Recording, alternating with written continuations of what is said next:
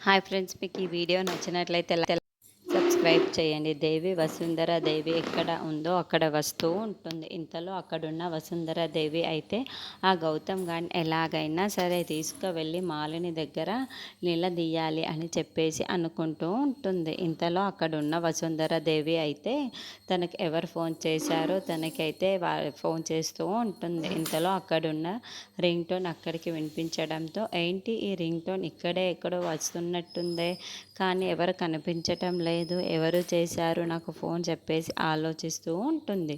ఇంతలో అక్కడున్న గౌతమ్ అయితే నేనే చేశాను అత్త నీకు ఫోన్ అని చెప్పేసి అక్కడి నుండి బయటికి వస్తూ ఉంటాడు. అది చూడగానే అక్కడున్న వసుంధర దేవి అయితే ఒక్కసారిగా షాక్ అయిపోతూ ఉంటుంది. ఏంటి గౌతమ్ గాడా నాకు ఫోన్ చేసింది అని చెప్పేసి అనుకుంటూ ఉంటుంది. ఇంతలో అక్కడున్న గౌతమ్ మాత్రం వసుంధర దేవి దగ్గరికి వచ్చి, అవునత్త నేనే నీకు ఫోన్ చేశాను అని చెప్పేసి అంటూ తన దగ్గరికి వస్తూ ఉంటాడు. ఇంతలో అక్కడున్న వసుంధర దేవి అయితే, ఏంటి నువ్వా నాకు ఫోన్ చేసింది అని, అది నువ్వు నన్నెందుకు పిలిపించింది అని చెప్పేసి అడుగుతూ ఉంటాడు.